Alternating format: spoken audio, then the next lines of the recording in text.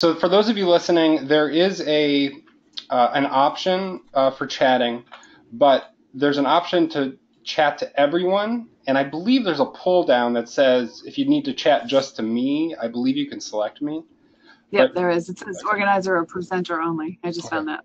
so I think the default is everybody. So just know that if unless you try to do something special, everybody will see your chat message. So just a warning in case you if you want to say something kind of funny, everybody You might. want to say like Mike is really lame? Don't do that. Yeah, you can. It's just that everybody will see it.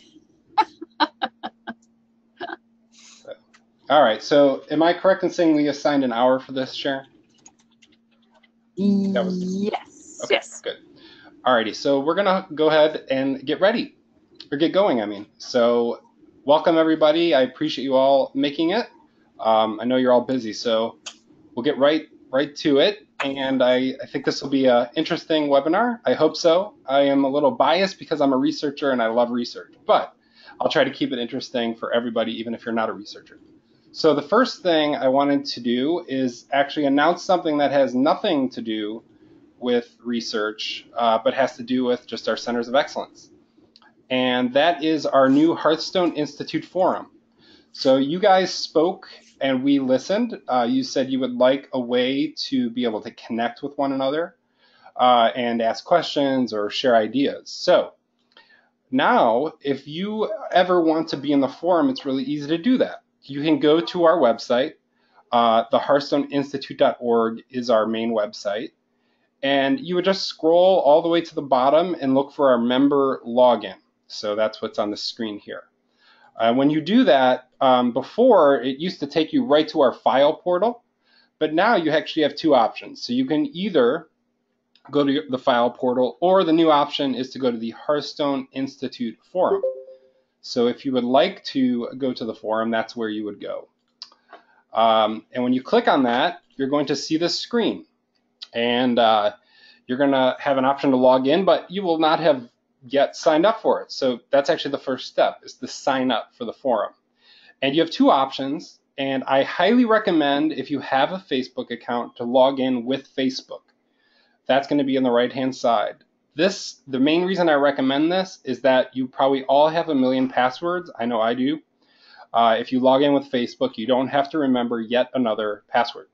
So if you click login with Facebook, it'll pop up a window and you will be asked to log in with Facebook and allow Facebook to access the site, and it's going to be a little easier so you don't have to remember a password. But if you don't want to do that or you don't have Facebook, you can click request to join and just follow the prompts to set up your username and login and all that stuff. So that's how it's going to work to register. And just keep in mind, once you either do Facebook or if you do it on, just setting up a new username, we do need to approve your membership. We normally do that really quickly. I'm kind of, stuck on my cell phone all the time, so I get those notices right away, and I'm usually obsessive and I immediately do it. But if I'm busy, I will. It could take up to 1 to 2 business days, so just be a little patient. But if you do it today, I'll probably be able to take care of it this evening, go through all the requests and add you all in. So just be a little patient that we have to approve that. The reason we do that is we don't want anybody in there except for the Centers of Excellence staff.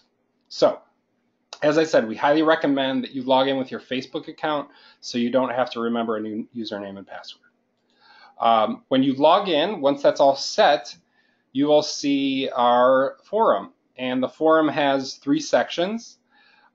Discussions and questions. So that's where if you have a topic you want people to respond to, we have one started about responsive behaviors, that's where you would go. If you have activity ideas, you just want to share some new activity ideas, you can put that there. And then help and support, that's going to be our Hearthstone will be the ones putting things there. So for now, we just have a little video there about how to do Hearthside Book Club in a one-on-one setting. We'll, over time, maybe add some other things. So we really hope you all have a chance to try this out. And it's only going to be as useful as it is like if you use it. So we really encourage you to use it. The more you do, I think the more you're going to learn from one another. So that is the forum. I'll just click on the link here just so you know how this works. When you click on discussions and questions, If there's an existing discussion, you can click on it. So I'm going to do that now. And it's probably a little bit behind, so I'm going to give it a second. So let's say this is a place to discuss responsive behavior. So if you're having difficulty with a resident, post a note here. So I'm just going to say, for instance here, and I'll delete this later, I have a resident who keeps banging the doors shut. Any ideas on what to do? And I could just hit reply. And then people might have some ideas for that. That's actually something that came up in a training in the past. That's why I used that example.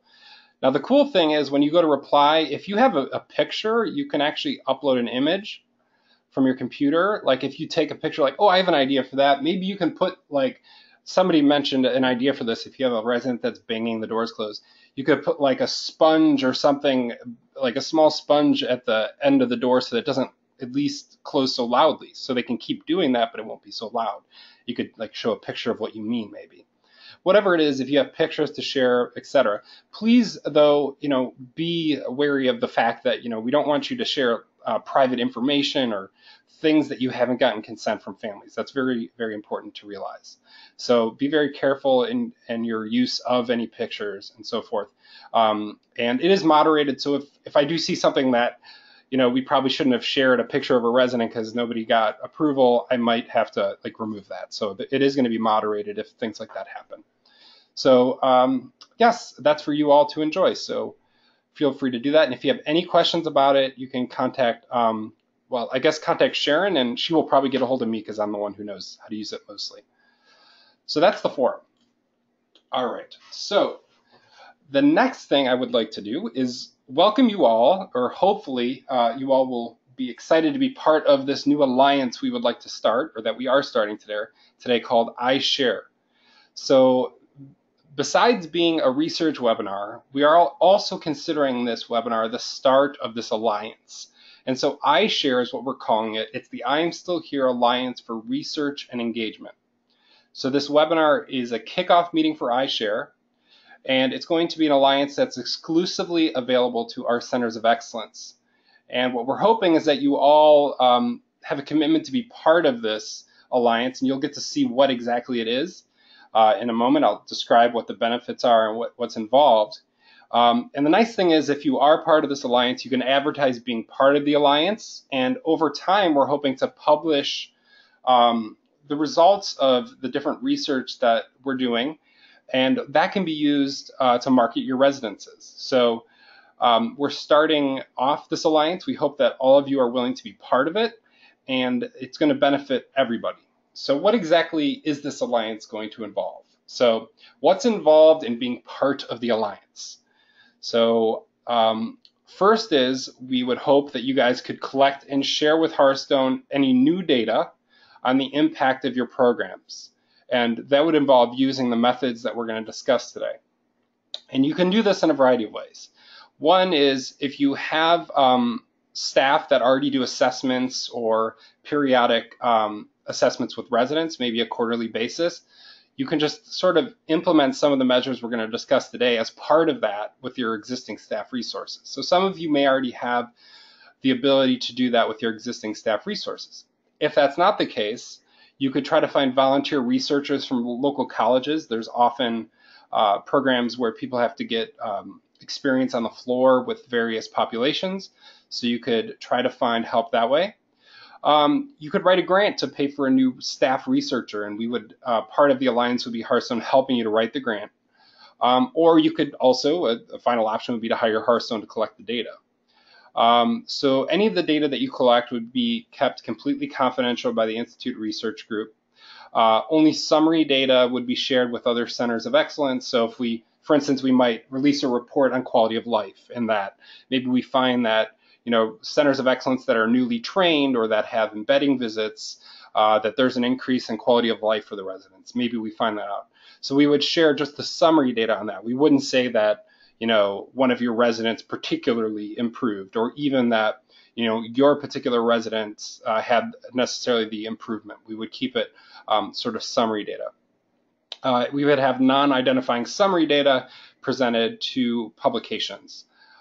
It's important to know, the membership in this is voluntary, but benefits would accrue to everybody. So we would love for you all to have a commitment to being part of this. And the other part of doing this alliance would be not just sharing new data that you collect on things that we'll discuss today, but sharing with Hearthstone existing data, like if some of you are skilled nursing facilities.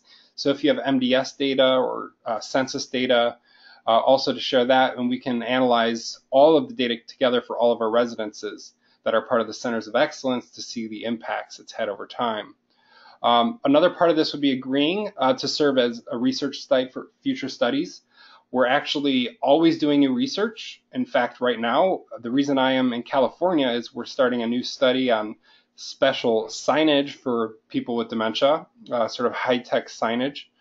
And we're looking to the future about that grant, and we're going to need new sites, and we would love to have some of you be part of those studies.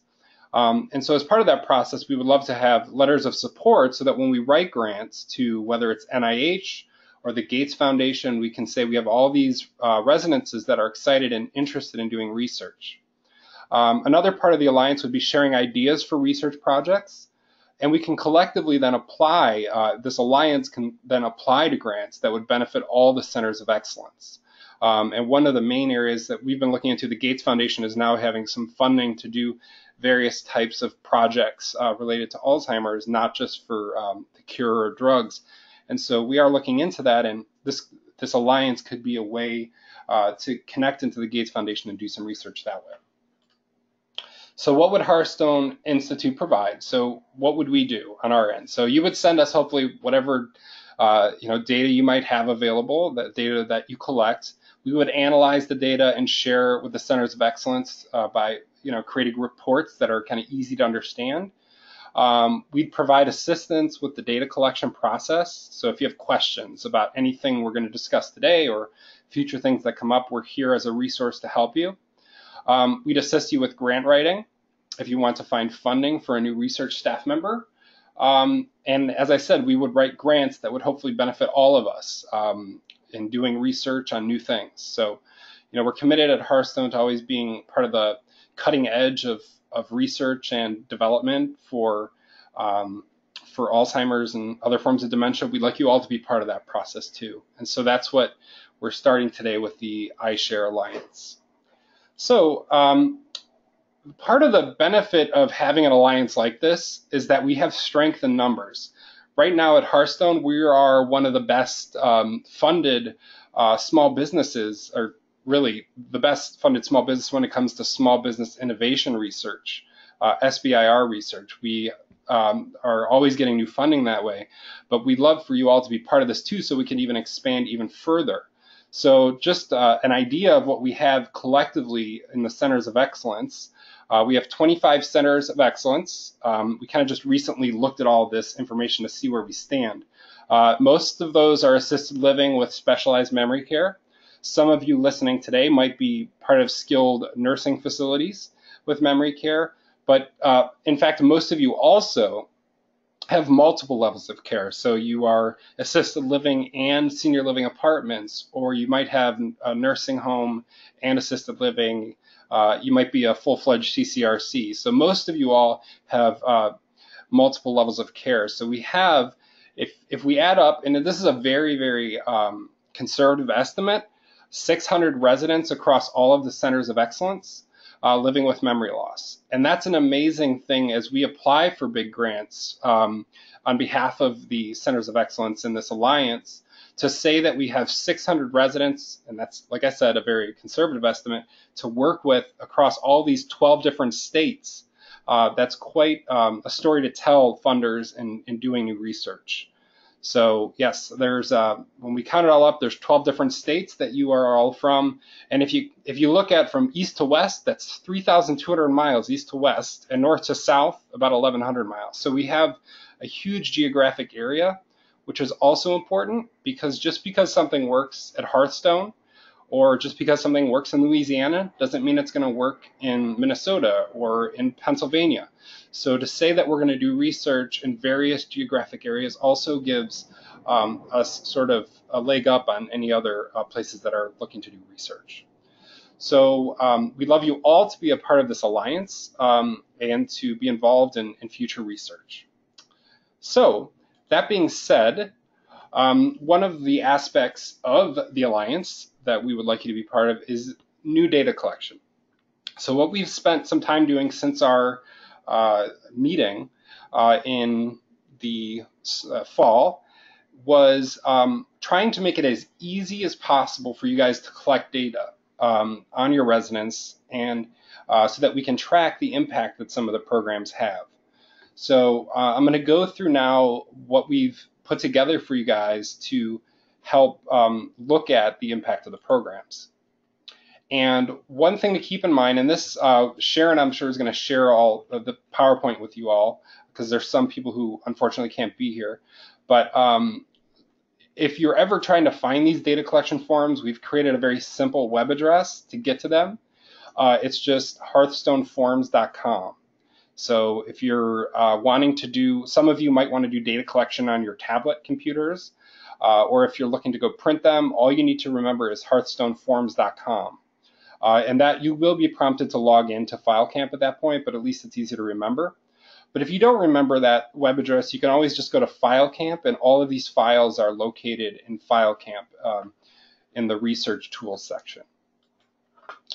So the forms I'm going to talk about today, they're all available to you electronically, or you can use hard copies. So it depends on if you're a person who likes to have pen and paper in front of you, or if you're a person who does everything possible electronically. I'm more of an electronic person, but I have a feeling a lot of you might be more comfortable with pen and paper. So you do have an option here.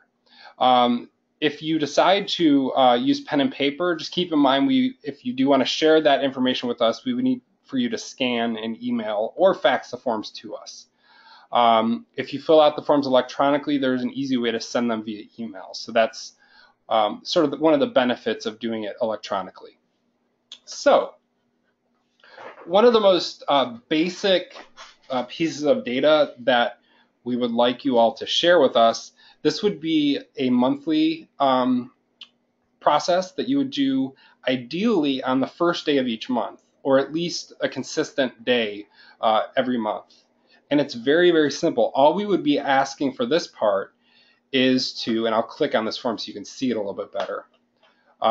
You would fill out a form that says, what residence are you in? And we have some short codes for you guys for your residences, so it's a very short phrase that you would put there. What date are you filling out the form? And what are the staff initials? So who's filling out the form? That's basically in case we have questions. And all you would fill out is your current memory care census, the number of falls in the past month, and the number of residents taking any antipsychotics in the past month. And that's the reason we're looking at these data. Are some of the research we've done at Hearthstone is that the fall rate is very, very low at Hearthstone. And there are some published standards out there that we've compared to, and ours is quite low. But we're very interested to see overall at the Centers of Excellence, how is our fall rate? And are we much better than average? Is it getting better when there's embedding visits and so forth?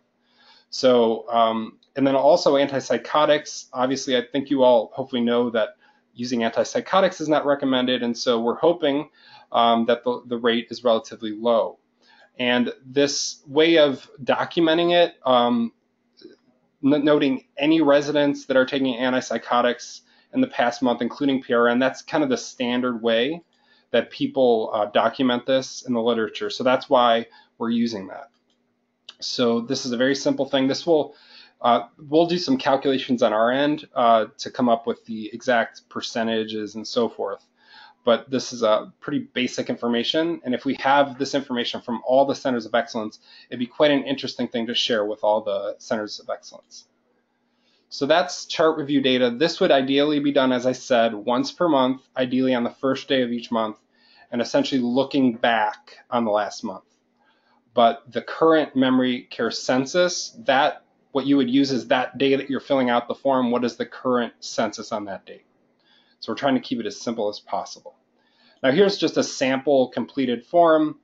So for instance, this is EDG is going to be Edgewood's short title. So we'll know that EDG stands for Edgewood.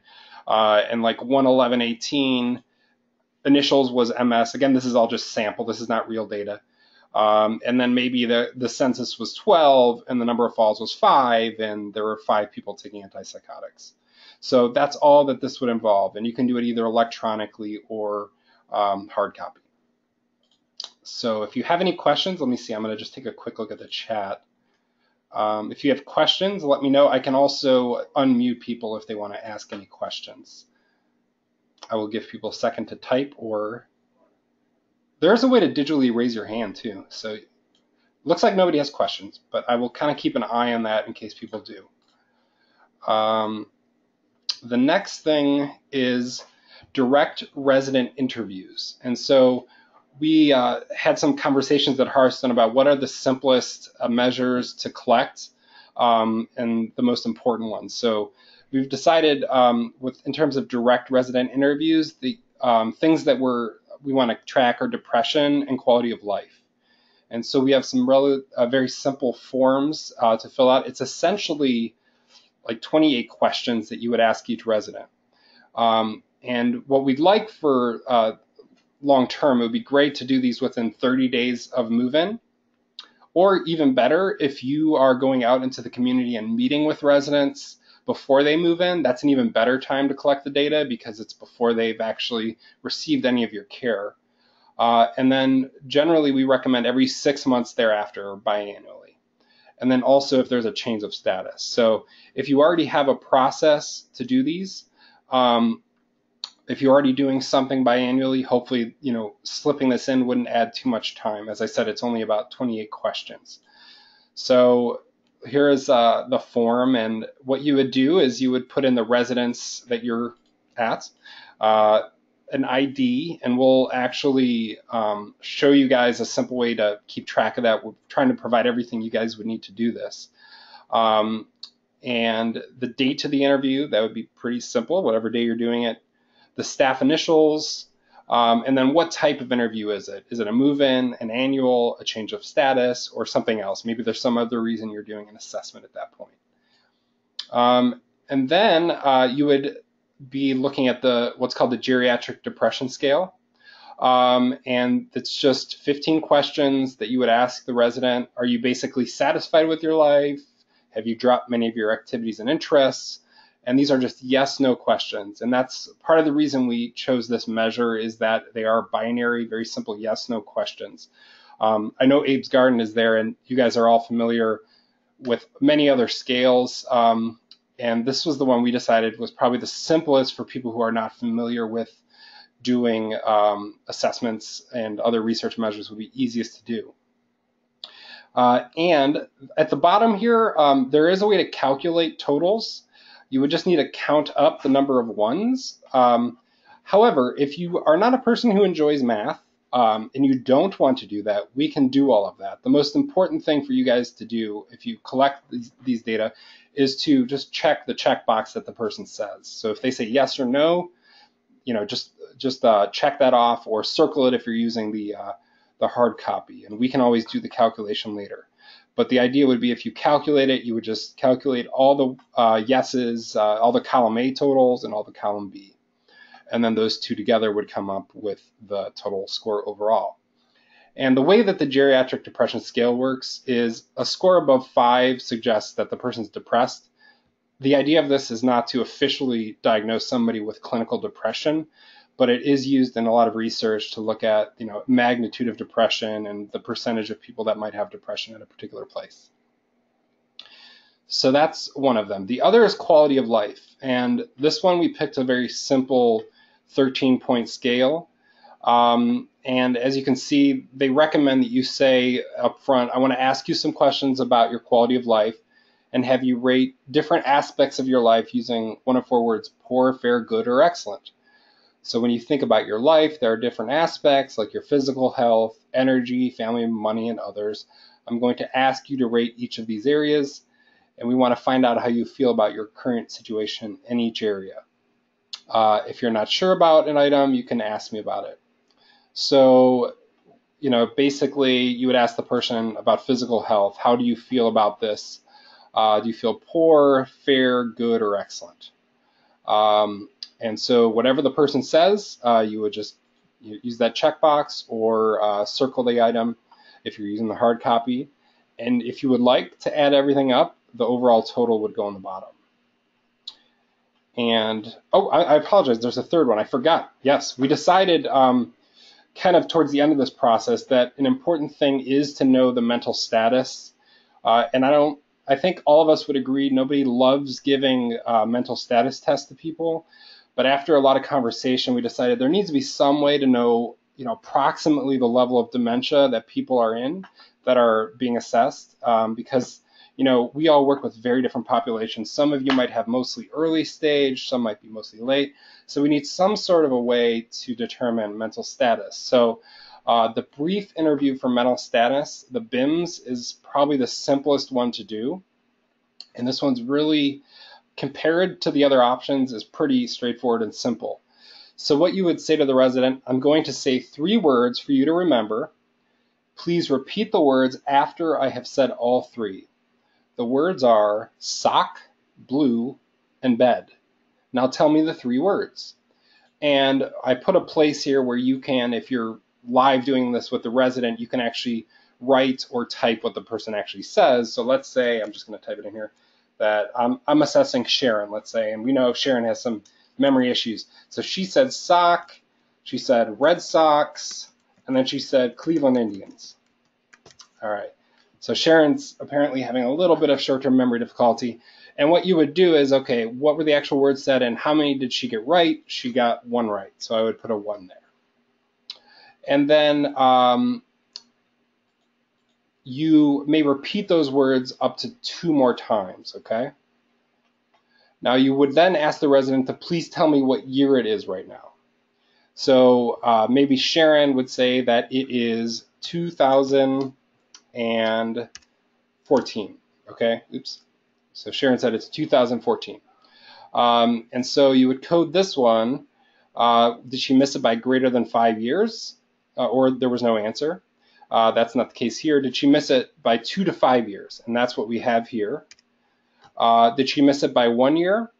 Or was it correct? And so you can see that depending on what the person says, they get more points. So if she would have gotten totally correct, they would have gotten 3. Now let's say I ask Sharon, what month are we in right now? And she says we are in the month of, let's just say June, right? She says June. So did she miss it by greater than 1 month? Yeah, that's pretty far off. So she doesn't unfortunately get any points there for that one. But if the person missed it 6 days, 6 days to a month, they would get 1 point. If they get accurate within 5 days, they get 2. The next is what day of the week is it? So let's say Sharon answers that today is Saturday. So this one, there's really only 2 options. Either it's incorrect or correct. So in this case, it's incorrect. So then we go back to the sock blue bed, if you recall. So you would say to the resident, let's go back to an earlier question. What were those 3 words that I asked you to repeat?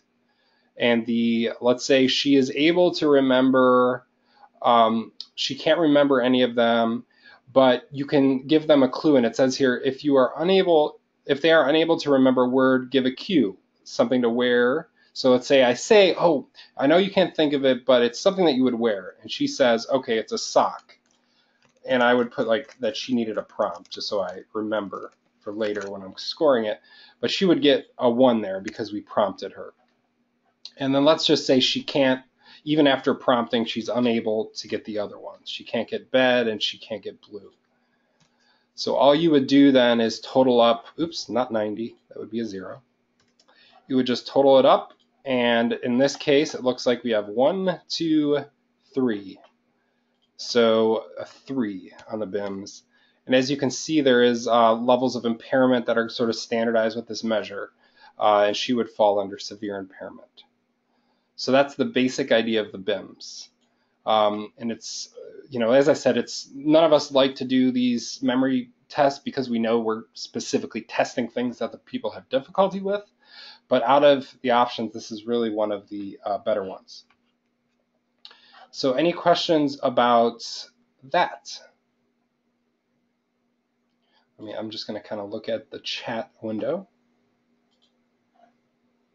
Nothing at this point, it looks like. All right. I'm going to go on to the next thing. So the final piece of data that we would like to collect on, and this would be on each resident, but the data is obtained through a caregiver interview. So with this, you would be, let's say there's a resident, Martha, that you've done the BIMS with, you've done the quality of life scale, and you've done the geriatric depression scale. So in addition, we want to do a caregiver interview with somebody who provides care or knows that person very closely. And we want to get some information about that person from something called the Neuropsychiatric Inventory Nursing Home.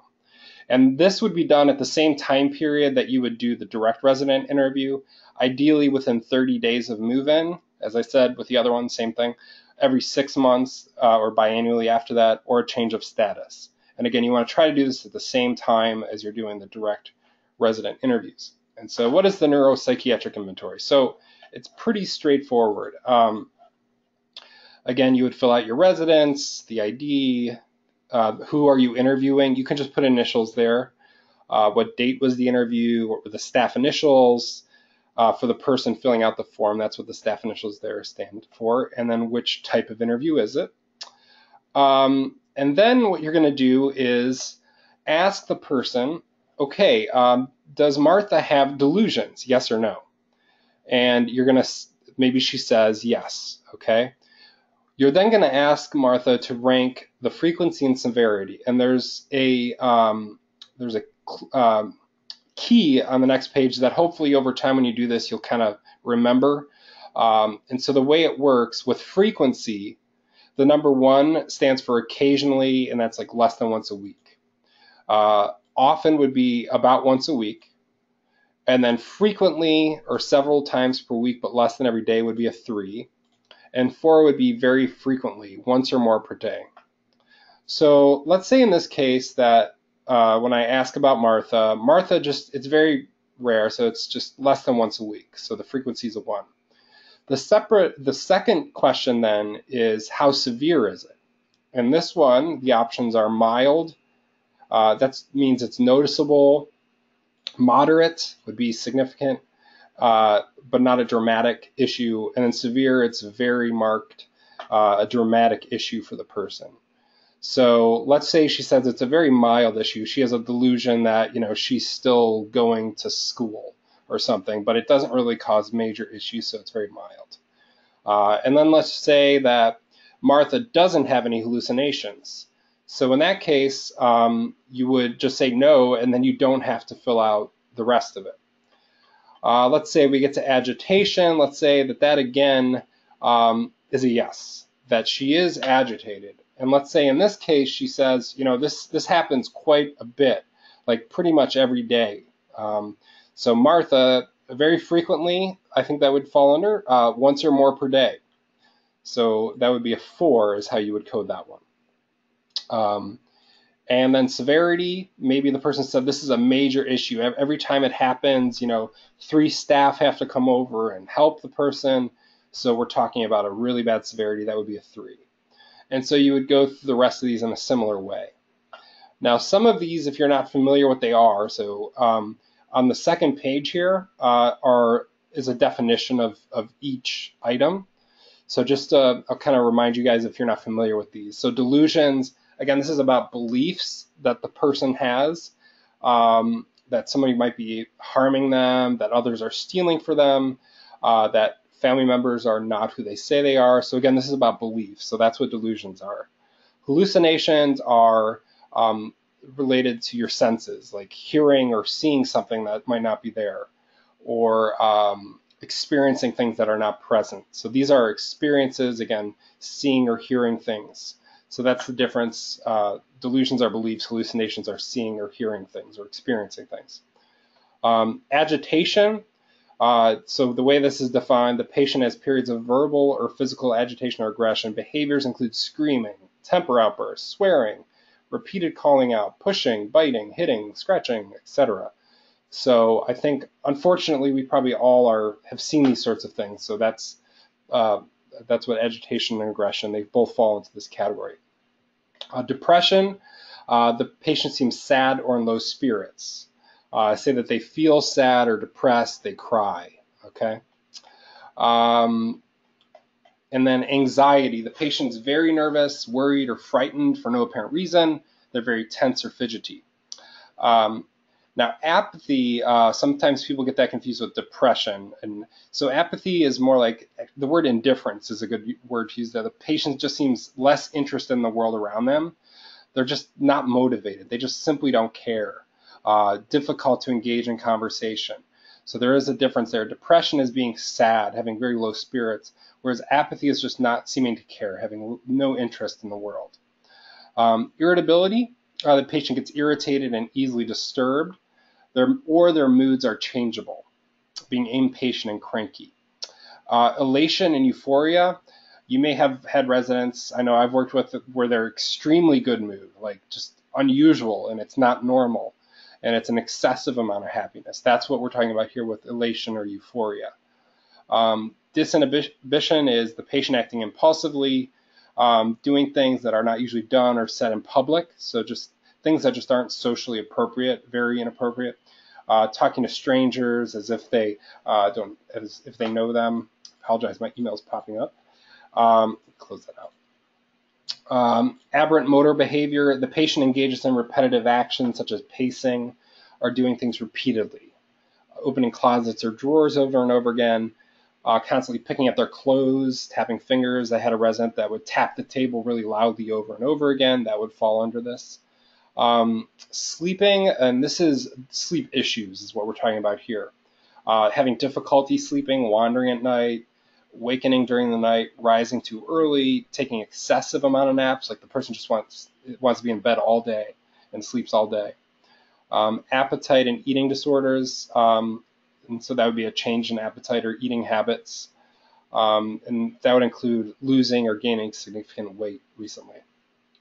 So this is all the neuropsychiatric inventory. And so now there is a part to this. If you want to go and score it for us, you can. But again, it is optional. So the way this works, for those of you who are excited about numbers like me, you would actually multiply frequency times severity to come up with a number. So in this case, the delusions, you do 1 times 1, and that means the score there is a 1. Anytime there's a no, like hallucinations, you just put a 0 because there's nothing to calculate there. And then for agitation, this is an example. So frequency times severity, you multiply 4 times 3, you come up with 12. And so that's how this one works. Again, this part is optional. If you don't have time or don't want to fill this in, that's totally fine. And there is a way, though, if you do that, to come up with a total score. And it's out of 144. So that is the neuropsychiatric inventory.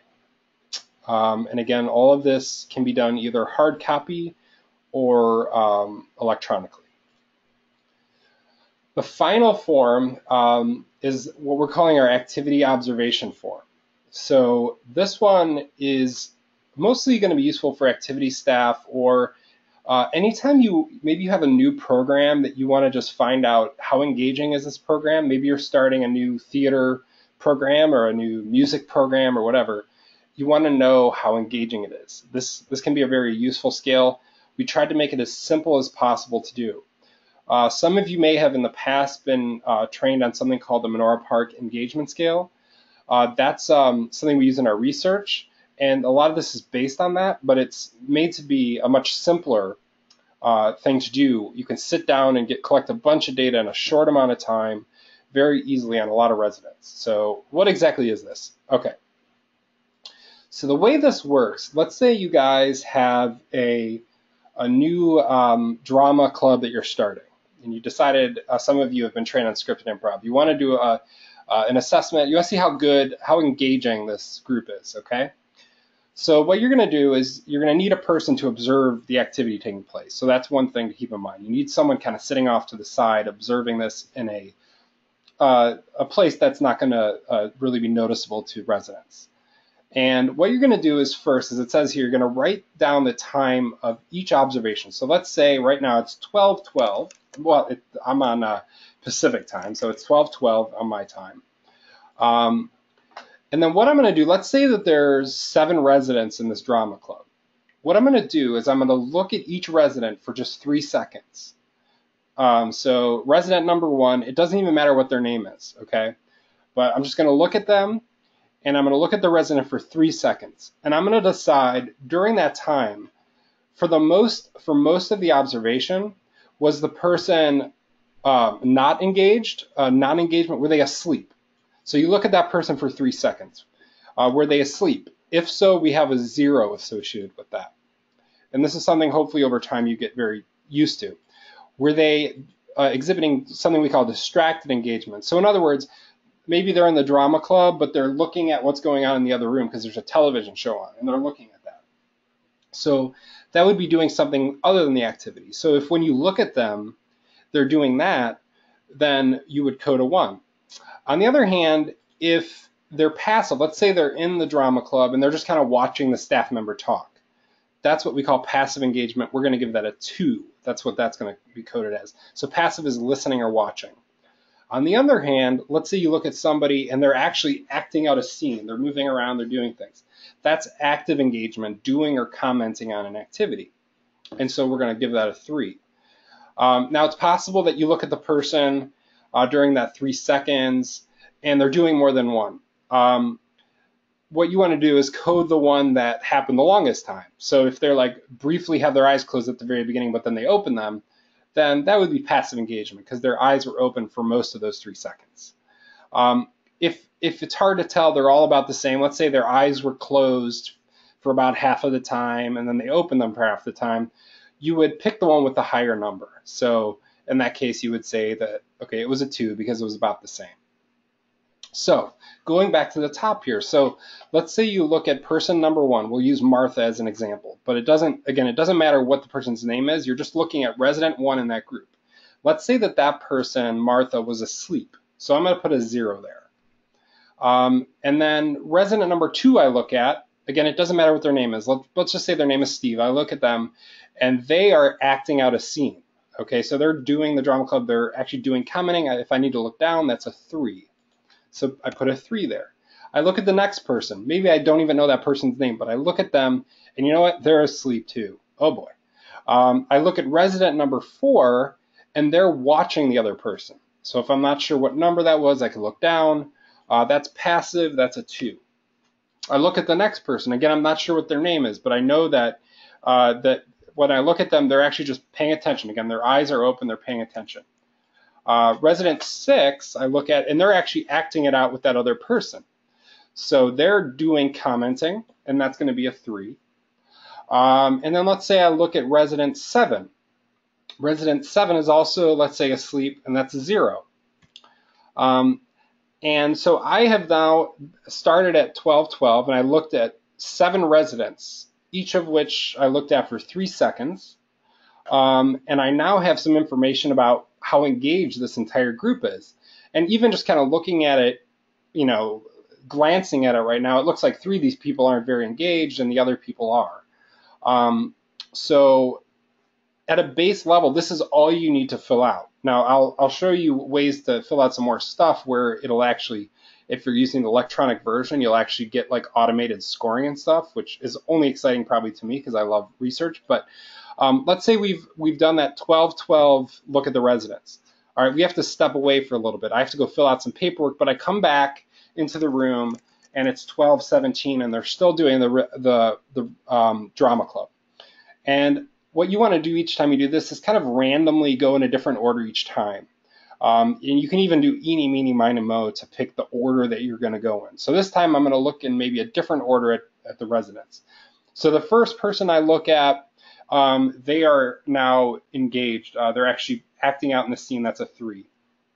And this, the next person I look at, they're singing along with what the person's saying. They're a 3. I look at the next person and they're just listening, watching. That's a 2. I look at the next person, they're asleep. That's a 0. And the next person is just watching. That's a 2. The next person is doing commenting. That's a 3. and there is the last person or the next person's asleep. Now let's say someone else showed up in there. Okay, now there's an 8th resident. So that person I look at, and there are 2 because they were just listening, watching. So I now have some information about that. And so this is the idea of what you would do. You just look at the residents one at a time for 3 seconds, and each time you look at them, you can see like what are they doing during that time, and you simply give it a code. You might do this a few times. You might do it again at 12:22, and then you fill out what you see at that time. And so you're then able to get, let's say over the course of an hour, you get about 10 of these observations. That really gives you a clear picture of what the activity is like. Now, for those of you who might be interested in like what this is like when you have automated scoring, I have one here that's already filled out, and I'll show you what it's capable of doing if you use the electronic version. So in this example, this is a fake example again, it's not real, but I was observing Hearthside Book Club. I just put HBC for Hearthside Book Club, and there were 8 residents in the group. And so what we want you to fill out for this is the engagement levels, and then also the number of residents that you observed in that. And I just realized this one is not automatically calculating, so I'll actually show you live how this works, I guess. So let me just click on this. So going back here, I'm just going to kind of make up some numbers here, guys, really quick. So just give me a moment. Oops, not a 4. I'm sorry, I'm using numbers that don't even exist. So 1, 2, 1, 1, 1, 3, 2, 1, 1, 2, 3, 2.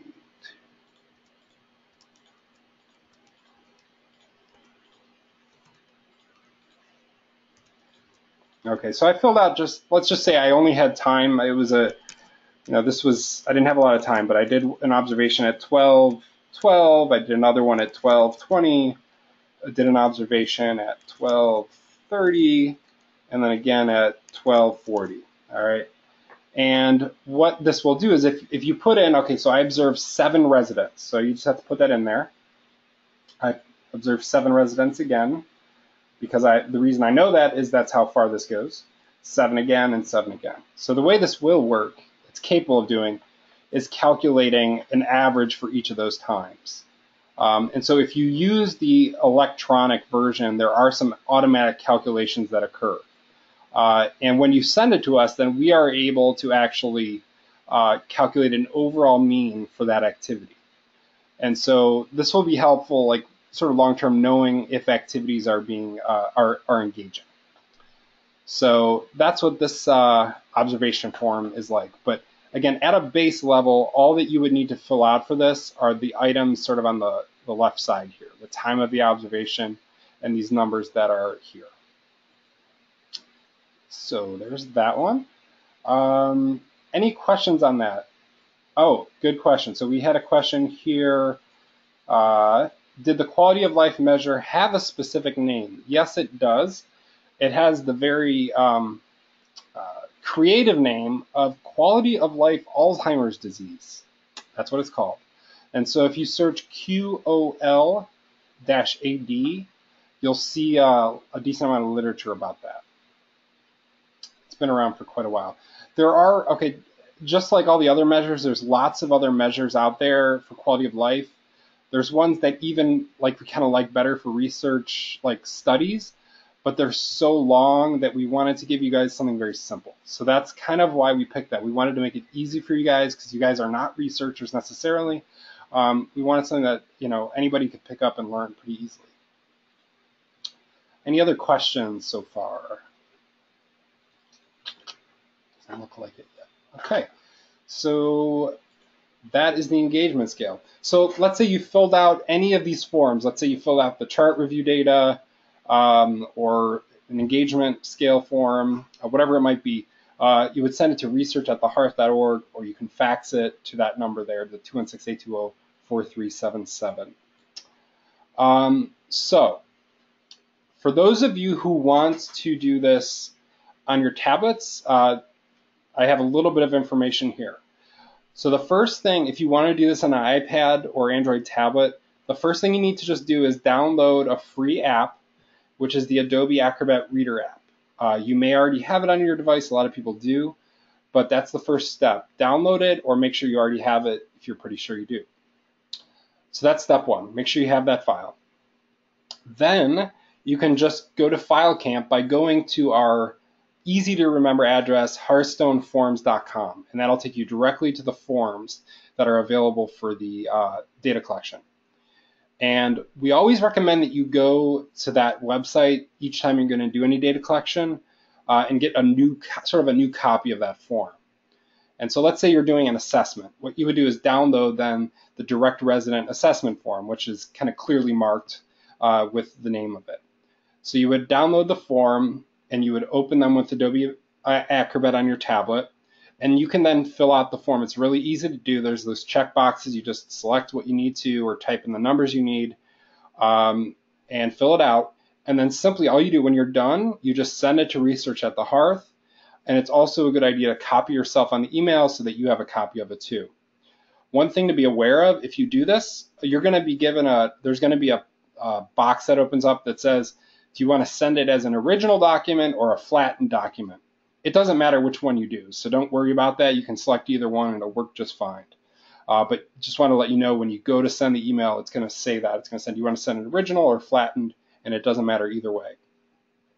If at any point you're having trouble, you can contact us at researchatthehearth.org, and we'll get back to you as soon as possible. So this again is going to be in your PowerPoint, but just so that you don't have to write in your full name of your residence, we're using 3-letter abbreviations for all of you, and we've assigned those ahead of time. So, you know, don't get too caught up in all of these. All you need to know is your particular residence. Like Abe's Garden, we've done AGN, and then, for instance, the Cohen home is TCH.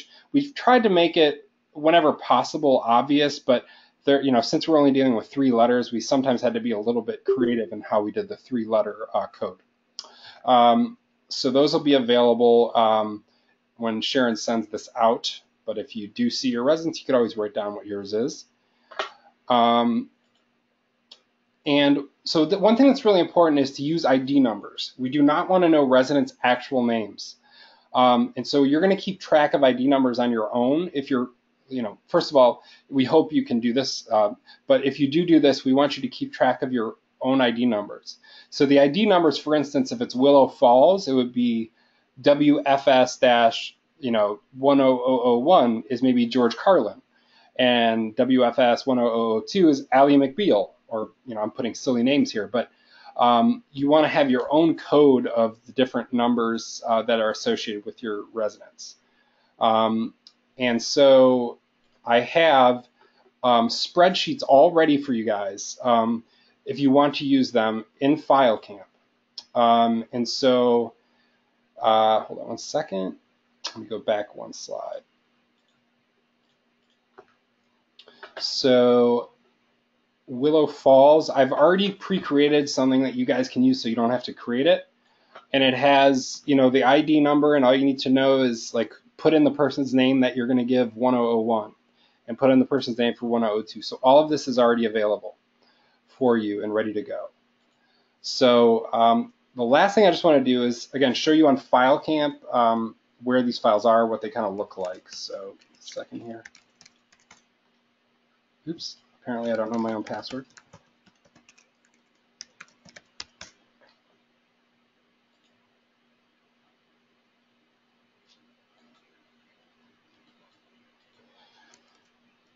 Oops.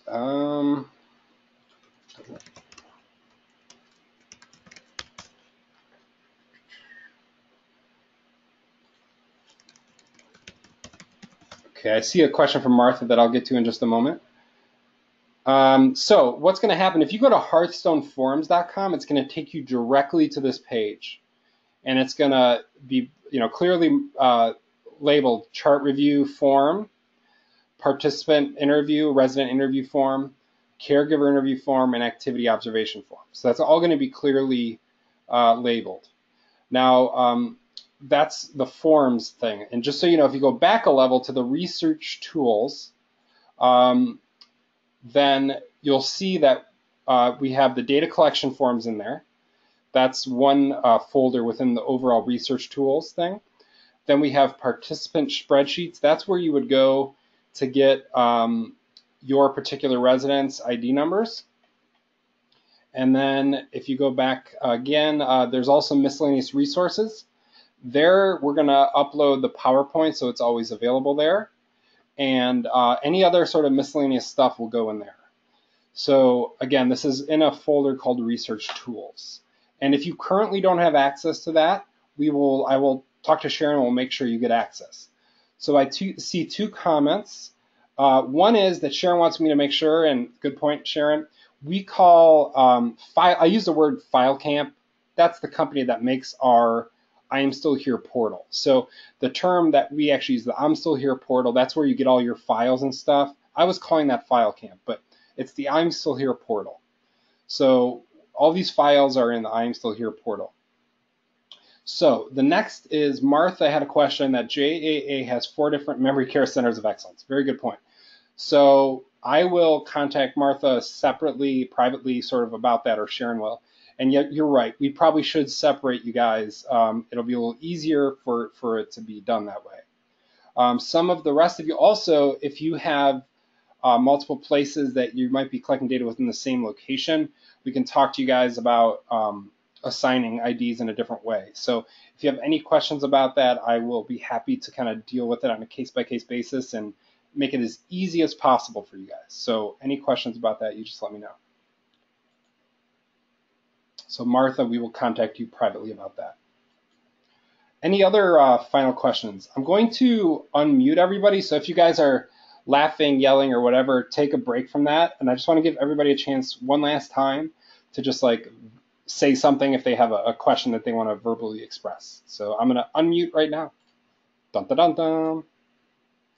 Oh, now I did. Okay. Any questions that you guys want to verbally bring up?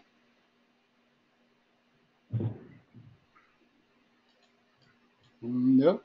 I hear crickets, as in nothing.